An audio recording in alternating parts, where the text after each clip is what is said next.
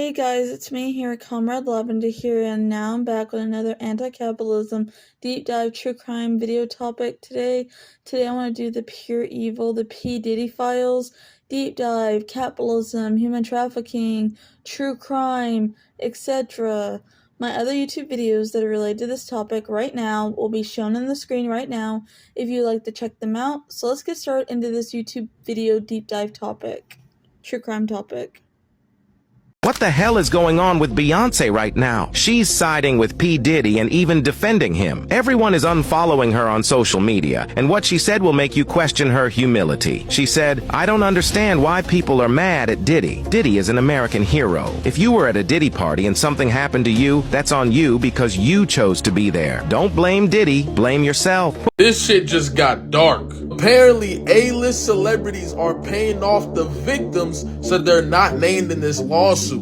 P. Diddy has garnered a lot of enemies over the past few months, the biggest being the United States government and its new criminal investigation against him. But his biggest enemy came in May of 2023 when he filed a multi-billion-dollar lawsuit against the alcoholic beverage company Diageo. Why would Puff file a multi-billion-dollar lawsuit against them? He claimed that they were engaging in racist practices. Before we get into the weeds of this lawsuit, let's talk about the company first. Diageo is the world's largest premium alcoholic beverage company with a net worth of $74 billion, making it the 254th most valuable company on the planet. And then he takes what she believes is some type of liquid substance out of a bag, out of a fanny pack to be specific, and he squirts it at her, and she originally thought it was like acid or something, but then she realized that it was some type of lubricant or oil. Diddy Combs accused of sexual misconduct by 120 people, attorney says. The human trafficking scandals involving P. Diddy are among the biggest in the rap history game of the entertainment industry in Hollywood. The renowned Catless Pig rapper, the music executive, has been in prison since September 16th. Celebrities such as Rihanna, Jay-Z, Beyonce, Justin Bieber, Cuba Gooding Jr., and Jennifer Lopez make up the list of those named, as well as artists such as Eminem and Cassie. 50 Cent, making serious allegations against Diddy, Diddy Combs, is being charged with sex trafficking, conspiracy, promoting prostitution. In addition, there are allegations of bribery, drug trafficking, rape, beatings, blackmail, and murders of celebrities such as Tupac Shakur, Biggie Smalls, the model and ex-wife Kim Porter. There are also conspiracy theorists circulating that attribute the deaths of celebrities such as Michael Jackson to Diddy. People on TikTok were saying, "Who did he piss off in Hollywood industry to warrant his downfall?" And a lot of people were claiming that the problem started and his downfall started and happened when he sued the giant billion-dollar liquor company in May 2023. Rapper and entrepreneur Diddy Combs sued Diageo, the London-based spirits company that owns brands such as Johnnie Walker, Guinness, and Tanqueray, over the joint ownership of their spirit brands. P. Diddy Combs claimed that Diageo neglected his tequila brand and marketed it as urban products rather than for the general market. He also accused them of racism. The people invested in his liquor brand The people that were invested in this liquor brand are some of the biggest catless pigs in the world, such as BlackRock Investment Management, Bank of America, and Warren Buffett and his holding company, Berkshire Hathaway, invested in Diageo in the first quarter of 2023. Diddy Combs' lawyer downplays 1K bottles of baby oil found in his mansion. Lube allegations of freak-offs, sex sessions. Several witnesses told the Post their horror stories about participating in Combs' now notorious freak-off parties, which prosecutors said involved drugging of women and men, sex workers who are forced to engage in prolonged and derogatory sex acts with big-name celebrities. The Bad Boy Records founder is accused of facilitating a network of associates and employees who helped keep his victims in line using blackmail like the videos taken during the parties. Legal experts are weighing in on the disgraced rapper and music producer Diddy Combs' indictment charges on sex trafficking and racketeering, comparing his true crime case to that of Jeffery Epstein and R. Kelly. Grooming is a process of sexual predators or capitalist pig CEOs use to win the trust and cooperation of their potential victims, whether that be sexual or business related. A CEO saying, "I treat my employees like family," an OnlyFans model claiming the same when recruiting fresh 18-year-olds, or a pedophile grooming their victims, is an example of grooming tactics. In his federal lawsuit, music producer Rodney Little Rod Jones Jr. alleges that Diddy attempted to groom him to have sex with him. According to the complaint, Diddy showed Little Rod a graphic pornography video allegedly telling him that homosexuality is a normal practice in the music industry. Little Rod also claims that P. Diddy was grooming him for sex trafficking to the billionaire's Mughals friends, including Cuba Gooding Jr. Little Rod alleges that Diddy introduced him to Gooding, who suggested they get to know each other before leaving them alone on his yacht, where Gooding allegedly made unwanted sexual advances. But Diddy and Weinstein have proven adults are also vulnerable to grooming. Typically, predators leverage the power imbalance they have with potential victims, which can include employee-employer relationships, mentor-manatee, doctor-patient relationships. Sexual groomers are masters of using psychology and behavioral dynamics in targeting minors and adults. Attorney Paul Mones wrote in the Los Angeles Times about Winston, who was convicted of rape and other sexual offenses in New York and Los Angeles, setting off the #MeToo movement. This morning, a new civil lawsuit alleges Sean Diddy Combs sexually assaulted a then 13-year-old girl after the VMAs in the year 2000. Combs attended the award show with his then girlfriend, Jennifer Lopez.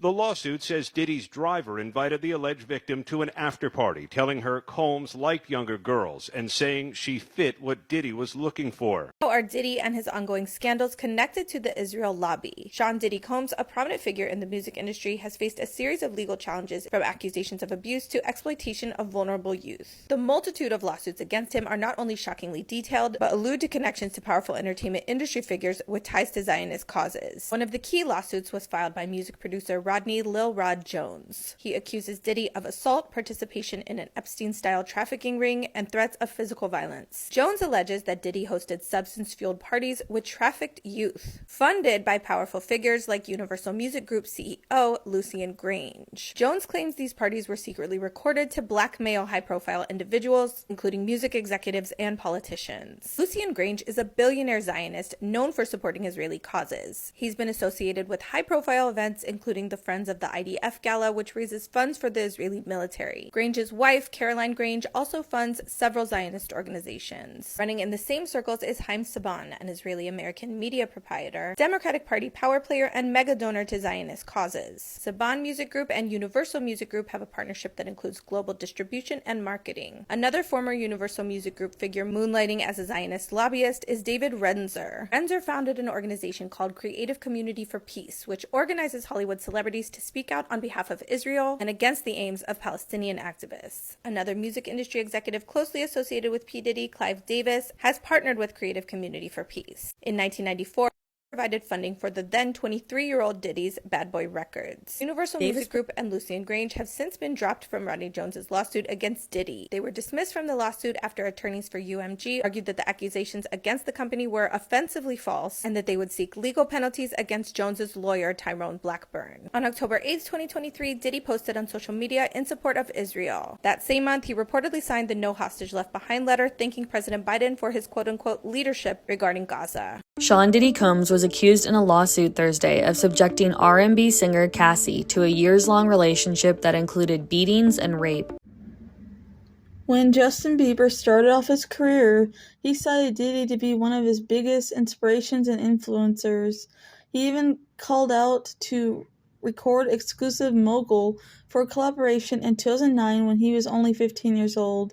They were connected through Justin's mentor Usher. Diddy used Usher's mentor as well.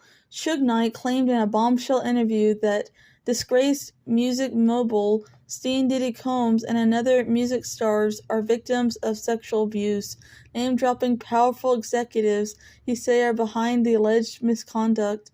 The former Death Row Records CEO, who is now serving a 28 years behind bars for running over and unaliving a man, then convicted felon, went on to allege that Clive Davis, Russell Simmons, and Andre Haller used drugs and alcohol to do bad things to the victims. David, who was president of Columbia Records and spearheaded the careers of stars like Whitney Houston and Aerosmith, yet he has been proven to be loyal to Diddy. In January, after P. Diddy was sued by ex-Cassie for rape and abuse, David stood by the Bad Boy for Life rapper and did not disinvite him from his annual pre-Grammys bash. Diddy Combs allegedly paid $50,000 to obtain hotel security footage of Cassie's assault lawsuit. Cassie's lawsuit, filed in November, claimed that Combs paid the Intercontinental Hotel $50,000 for the hallway security footage that surfaced of P. Diddy allegedly paid the Intercontinental Hotel $50,000 for the footage of him physically assaulting his ex-girlfriend in the hotel, Cassie, during a March 2016 altercation. According to the bombshell civil lawsuit filed, bizarre video of Diddy kissing his mother on the lips resurfaces after federal sex trafficking arrest. People were in the comments of the Inside Edition video claiming, why does P. Diddy kiss his mom like that, and why do boy moms treat their, male children like their boyfriends and stuff like that. Diddy Combs' mother defends her son amid sex trafficking allegations. My son is not a monster they have him painted out to be. To bear witness to what seems like a public lynching of my son before he has the opportunity to prove his innocence is a pain too unbearable to put into words. Like every human being, my son deserves to have his day in court, to finally share his side of the story, and to prove his innocence. On October 20th, a new series of 5 civil lawsuits are filed against P. Diddy on behalf of 2 men and 3 women. Among the allegations detailed, which includes claims that P. Diddy sexually assaulted or raped the plaintiffs in individual incidents between 2000 and 2022. 2022 was one claim from an anonymous female plaintiff that she was raped at the age of 13 by Combs and an unnamed male celebrity. According to the filing obtained by E! News in September 2000, when the plaintiff was 13 years old, she had a friend drop her off at New York City's Radio City Music Hall so she can try to sneak into the MTV Video Music Awards. While unable to enter the venue without a ticket, the plaintiff approached several limousine drivers outside the venue. One of them claimed to work with P. Diddy. According to the suit, the driver told her that Combs liked younger girls, and she said is what Diddy was looking for, and come back later that evening for an after party. The plaintiff claimed she was given a beverage which makes her feel woozy and lightheaded, aka a date rape drug, and that she went into an empty bedroom and was assaulted. There was a 6-year-old guest at one of Diddy's white parties, and he's revealed everything he saw. Justin Litovsky, now 30, along with his father David Allen and mother Maya, were invited to an afternoon barbecue in 1999. But when they arrived, it turned out that they were actually at one of Diddy's infamous white parties. Litovsky went on to tell the New York Post that he recalled seeing lots of drugs and naked women, but they didn't see people having sex. However, according to Justin's mother, they did leave at 9:30 p.m. Did you guys know that Jay-Z's birthday is December 4th, Diddy's birthday is November 4th, and Beyonce's birthday is September 4th? Jay-Z had an album 444, Leah died August 25th, Left Eye died April 25th, Michael Jackson died June 25th. In J. Cole's song, he says, rest in peace Aaliyah, rest in peace Left Eye, Michael Jackson, I'll see ya just as soon as I die. This is a song that has been trending, which is She Knows by J. Cole. A lot of people are saying She Knows sounds like Sean Knowles. Jay-Z's name is Sean, Diddy's name is Sean, just spelled differently. Beyonce's last name is Knowles. Sean Knowles, she knows, Sean Knowles, she knows. What is going on here? Tupac's family seeks info on Diddy Combs' P. Diddy's possible link to rapper's death. Tupac Shakur's family hired Alex Sparrow, a partner at Quinn Emanuel Earnhardt and Sullivan to investigate Combs and determine if he's linked to Tupac Shakur's 1996 death and murder. He was 25 years old when he was fatally shot in a car stopped at a red light in Las Vegas. The rapper was known for hits such as California Love, Dear Mama, and Changes. The crime remained unsolved until Keffe D. Davis was arrested last year for murder. Davis allegedly admitted that he was involved in a shooting in a book. He claimed he was in a car where the shots originated from and were fired on, provided the weapon, but his nephew fired the fatal shots. Davis has accused Combs of being involved in the planning of the murder. Davis allegedly told Las Vegas officials in 2009 that Combs paid for the attack. Davis has asserted publicly that he only told on himself and wasn't trying to provide evidence against anyone else in his conversations with police. However, this statement belies this claim as he suggests that Steen Diddy Combs paid Eric Von Martin $1 million for the killings, as well as offered to set up a surreptitious phone call with Terrence Brown, the driver, who at the time was still alive. Prosecutors stated in a July court filing, like Jeffrey Epstein's list, a list of names, all celebrities with links to P. Diddy and his freak-off sessions, are doing the rounds on social media. The alleged list includes names such as Leonardo DiCaprio, Jay-Z, Beyonce, Ashton Kutcher, Paris Hilton, Howard Stern, Russell Brand, Jennifer Lopez, Russell Simmons, Usher, Megan Fox, etc. The list is going viral as Usher deleted their Twitter X history and posts, and speculating in theories that Justin Bieber might have also been a victim of P. Diddy continue to float around on TikTok. Almost 25 years ago, just after 2:30 a.m. on a cold winter night, 3 NYPD detectives, police, were called to the Midtown North Pendict rap and Ciro Steen Combs, then known as Puffy, his girlfriend Jennifer Lopez, and his bodyguard Anthony Wolf Jones. The rapper Shine Barrow had been arrested following a shooting inside a Times Square club that wounded 3 bystanders. 2 law enforcement sources tell the Post that the infamous shooting and trial could possibly be reinvestigated as a part of the sweeping federal probe into P. Diddy, whose past includes more than one mysterious shooting. Homeland Security agents swarmed Combs' homes in Los Angeles and Miami in raids that law enforcement sources told. The Post were prompted by sex trafficking allegations. Jones, in his lawsuit, claims Diddy openly bragged about committing the shooting and bribing witnesses and the jurors to secure his acquittal in court. Mr. Combs shared that he was responsible for the shooting in a nightclub in New York. Jones alleges that P. Diddy bragged about using Jennifer Lopez to smuggle the gun into the club. He shared that artist and Mr. Combs' girlfriend at the time, Jennifer Lopez, aka J-Lo, carried the gun into the club and passed it off to him after he got into an altercation with another individual, Jones alleges. P. Diddy and R. Kelly's collaboration resurfaces as the most canceled song of all time.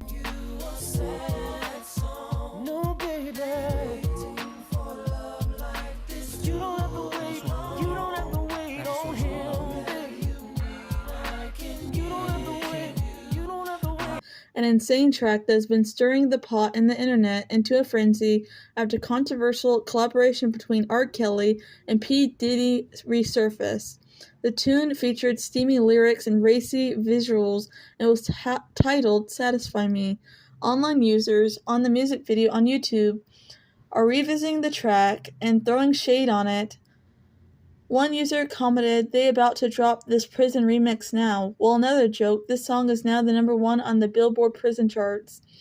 2 of the greatest entertainers in a cell block history, one user mocked, while a fourth remarked, "The freakiest collab in history." Another in the comment section wrote, "Who knew 25 years later they'd both go to jail and be prosecuted?"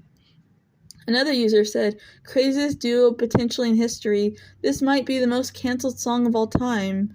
Another commented, Going back to P. Diddy's downfall with the alcohol company, we all know the capitalism atrocities that Big Pharma, Big Tobacco, and Big Alcohol are doing to our society. He got a little too big for his britches. And when he ended up suing that liquor company, DeLeon, that's when it all started going downhill from him. That's when, the real rich motherfuckers started showing you who they really are. Showing you that you can do all the shit you was doing, but you really not down with them. You could tell black people that you're a billionaire, but you don't have money like how we got money. We're real multi-billionaires. You know what I mean? And if you think you could with us and try to go against us and not just take whatever the we've been giving you all this time, because that Ciroc wasn't his. He was the face of it.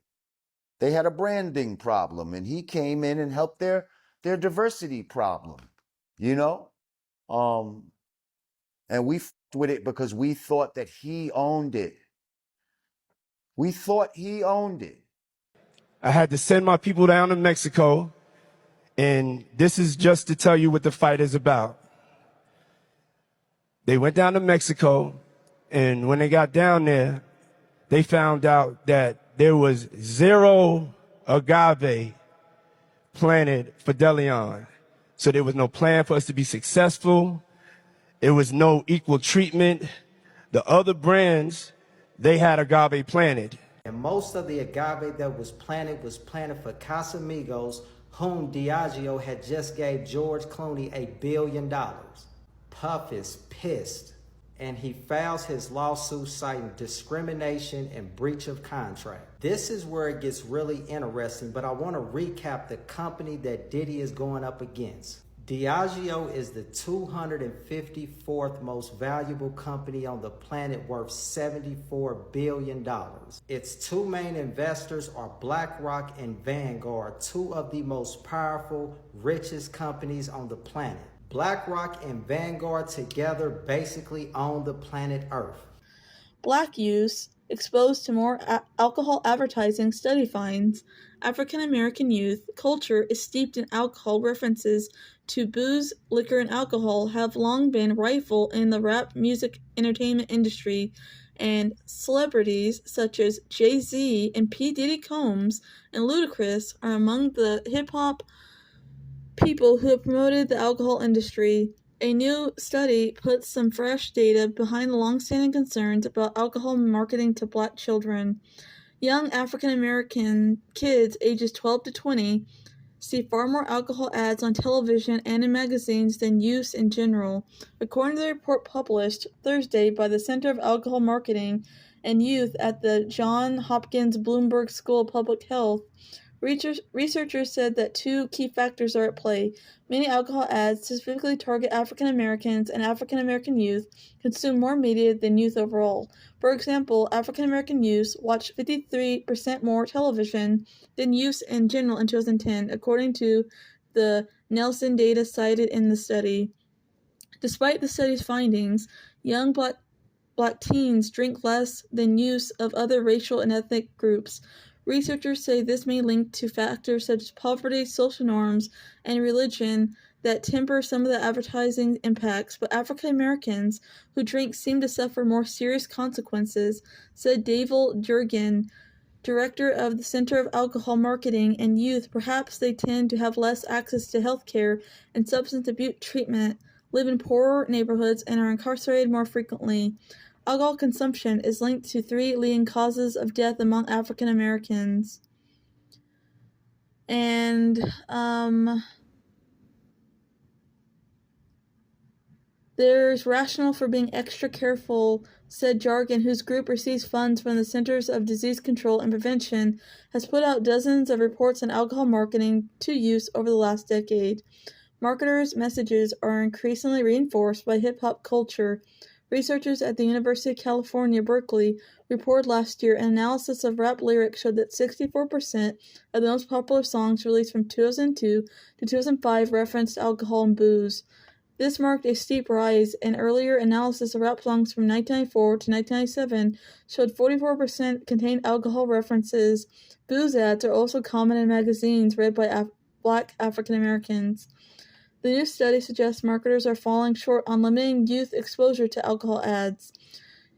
Young Black African Americans saw 32% more booze ads in magazines and 17% more on television than youth overall in 2009, researchers found, while African American youth were exposed to 26% fewer radio ads for alcohol than youth in general. They heard 32% more radio ads for hard liquor. In magazines, African American youth were 92% more likely to see ads for Ollipops, cheap, sweet, fizzy alcohol drinks that are particularly concerned to advocates because they appealed to young youth. While advertisers say they can't keep youth from seeing the messages that are intended for adults, Jergen isn't buying it. The industry knows quite precisely what they are doing. The alcohol industry wants to make money the way that Big Tobacco is grooming children to be replacement smokers, and P. Diddy is trying to trash their image that could affect their capitalism profits.